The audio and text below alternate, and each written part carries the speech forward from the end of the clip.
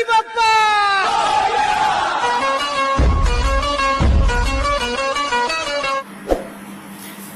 जय गणेश। सभी ज्योतिष प्रेमियों को मेरा राम राम। मैं पंडित दौलतराम सारस्वत आप सबका इस YouTube चैनल पर स्वागत करता हूं। आज मैं आप लोगों को निरपत्य योग के बारे में बताऊंगा। निरपत्य योग बनता कैसे है और इसकी निवृत्ति क्या है, ये आज आप लोगों को बताऊंगा। पंचमे से त्रिक स्थाने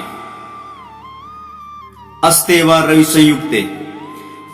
पंचम स्थान का मालिक, पंचम भाव का मालिक अगर त्रिक भाव में बैठ जाए, छठे भाव में, आठवें भाव में, द्वादश भाव में, 12वें भाव में अस्त होकर बैठ जाए,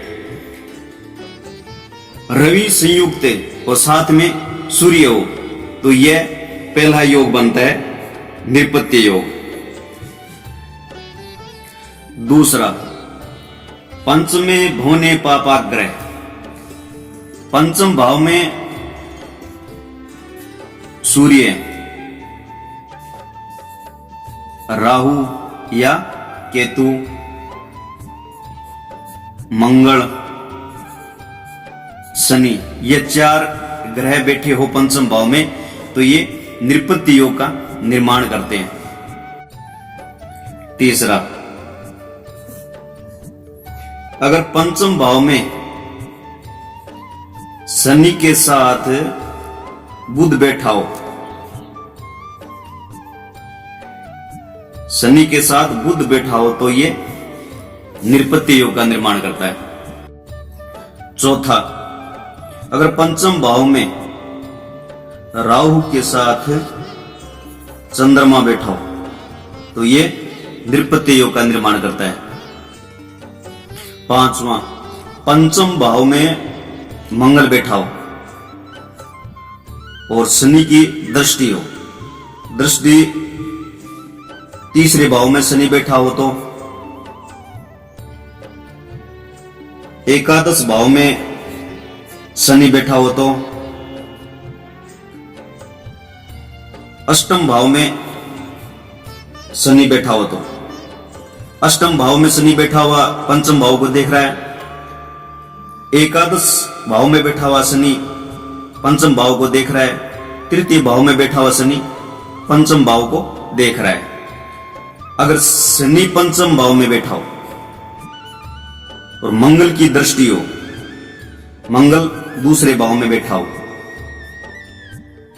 या एकादश भाव में बैठा हो या दसम भाव में बैठा हो, तो निरपत्य योग का निर्माण करते हैं। छठा योग, चंद्रमा पंचम भाव में अगर वृद्ध अवस्था में बैठा हो, चंद्रमा पंचम भाव में अगर वृद्ध अवस्था में बैठा हो, तो ये निरपत्य योग का निर्माण करता है। सातवां योग है पंचम भाव का मालिक स्त्री ग्रह हो और केंद्र में बैठा हो। सातवें भाव में केंद्र भाव, 10वें भाव में केंद्र भाव, लगन, केंद्र, चतुर्थ, इन भावों में पंचम भाव का मालिक स्त्री ग्रह हो और इन भावों में बैठा हो, केंद्र भाव में बैठा हो, और साथ में चंद्रमा, बुध, शनि, राहु, यही स्थिति अगर चतुर्थ भाव में हो, चंद्रमा, बुध, शनि, राहु, ये स्थिति अगर सप्तम भाव में हो, चंद्रमा, बुध, शनि, राहु, और ये स्थिति अगर दसम भाव में हो, चंद्रमा, बुध, शनि और राहु, इनके साथ अगर बैठा हो तो ये नृपत्य योग का निर्माण करता है।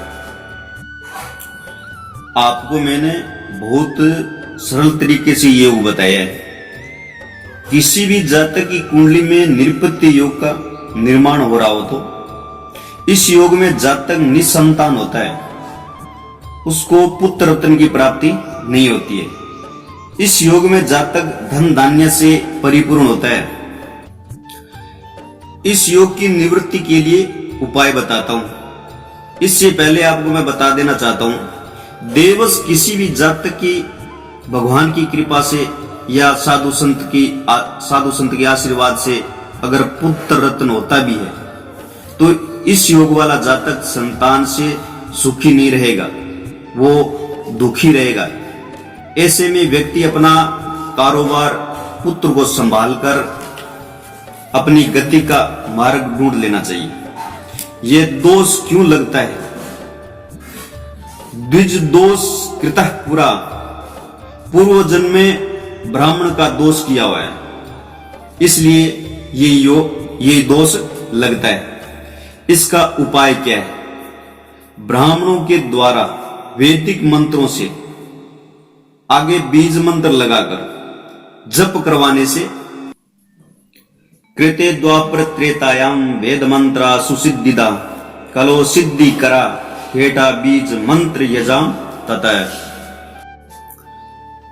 सतयुग द्वापर त्रेता में वेद मंत्र सिद्ध होते थे। कलयुग में सिद्ध किए हुए बीज मंत्रों का जाप करने से ग्रह शांत होते हैं। जाप के बिना दानम दद्याना द्विजायवी खेट एकम च विदम विप्रेभ्यो दानमाचरेत। जप करने वाले के बिना दान दूसरे ब्राह्मण को न दे। जिसने जप किया है उसी ब्राह्मण को दान देवे। एक ग्रह का दान भूत ब्राह्मणों को न दे। जप अन्य विद्वान के द्वारा करवाया गया और दान दूसरे ब्राह्मण को देने से दोष लगता है, इससे ग्रह रुष्ट होते हैं। जप कितना करना चाहिए? 5 लक्षम द्विलक्षम व लक्ष्यम एकम मनोत्सवात। 5 लाख व 2 लाख व 1 लाख मन के उत्साह से करे तो फल की प्राप्ति हो, इसमें कोई संशय नहीं है। आज आपको नृपत्य योग के बारे में बताया। उम्मीद है आपको यह वीडियो जरूर पसंद आया होगा। अगर पसंद आया है इस वीडियो को आप लाइक करें, शेयर करें और इस चैनल को अभी तक आपने सब्सक्राइब नहीं किया है तो कर लेवें और ज्यादा से ज्यादा इस वीडियो को शेयर करें। जय गणेश, जय मां भारती।